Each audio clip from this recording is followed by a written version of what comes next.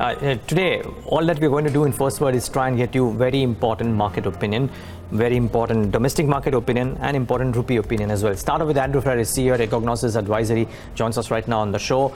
Well, macros are hurting India. The world is looking out to Jackson Hole Symposium for some indications from Jerome Powell. What is Andrew Freris looking at? Andrew, good morning. What are you looking at? I'm definitely not looking at Wookie Hole. Okay, whatever has come out of that has been, in general, of very little market significance. They're very welcome. They have a very nice time. They play golf, and they talk about markets. And Powell is under pressure to cut interest rates. I know half the Fed, at least in their last meetings, were against. There is colossal pressure coming out of Trump, which rightly he's resisting. But given the state of the expectations concerning Fed, I would be very surprised that they don't cut interest rates again. So I will do something else rather than spend my time at Wookie Hall, I'm afraid. Okay, not fretting on it, but would you believe, Andrew, I mean, just because markets would tend to react a bit if indeed the Fed chair were to speak something really out of the ordinary at the Jackson Hole Symposium. It's not a rate-setting meet, but just an opinion meet. Do you think there is a place and time for talking something which might help the markets? It would be quite inadvisable at Jackson Hole for him to say anything that sort of presages a next move by the Fed. You know, that's not the business of the place. We're going to get a lot of blah blah. Come on now, by now everybody, possibly including me, okay, precisely because the markets are completely all over the place. There is really no basic understanding why they are doing so, except the concern that something could go wrong and the Fed is expected to do something about it, disregarding the fact that there is the rest of the world around. You know, we have become completely Americanocentric, and I'm really fed up about that. You know, United States doesn't drive the world.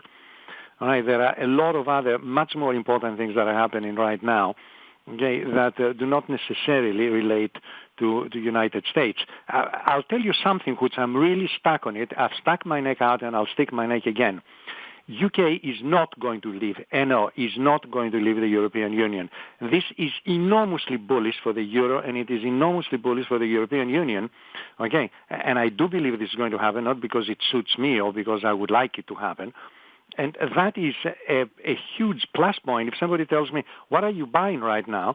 I will say, in a portfolio which is relatively unbalanced, I will definitely be very bullish on the euro, very bullish on the pound, very bullish on the FT100, and very bullish in general on European equities. Why? Because UK will not be able to leave.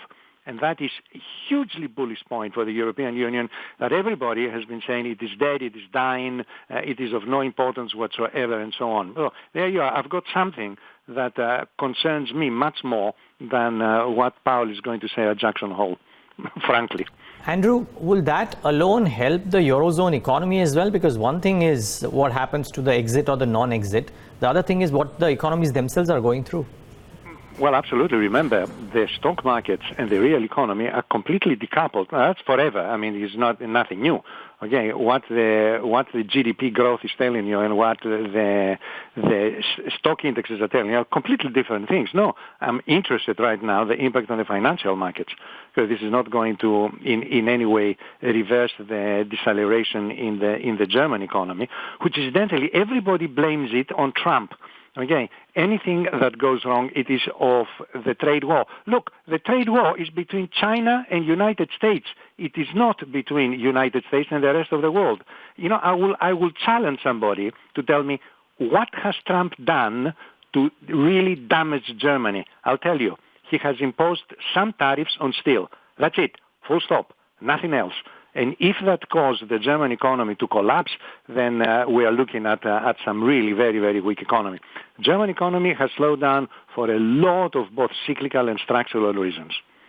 Same thing with India. Okay, Trump removed the preferences on Indian exports. Okay, well, exports are a minimum drive in India's GDP. Okay, they could lose all the exports to the United States, and the impact on that GDP is going to be a few basis points. India is driven by domestic factors. So, you know, for a change, I don't particularly like what Trump does, but I don't want to blame him for everything that goes wrong in this world.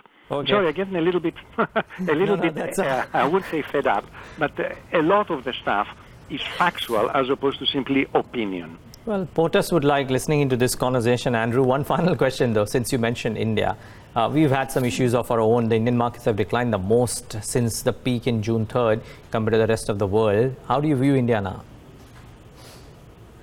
In terms of overall market, look, for the market to fly in the context of a global market that feels a little bit happier, in other words, if the G3 markets are not doing well, it's very, very difficult to see how the Asian markets will do it. Okay, so what I would buy India, it will be on policy initiatives, and we're not going to get any. So I definitely will not buy India for the fabulous macroeconomics that I'm saying in front of me. Interest rates have been cut, okay? But so have Thailand cut interest rates. Hong Kong, of course, had to cut interest rates when the Fed cut interest rates. China has definitely loosened its monetary policy, although necessarily the interest rates. So, I will not be pointing at the Reserve Bank of India and say, hey, that's the good news as far as the equity markets is concerned. So I'm afraid India is in the same bag with anybody else, with nothing specifically special. And of course, there is the Kashmir issue, but that's primarily economics rather than finance. But these things don't help.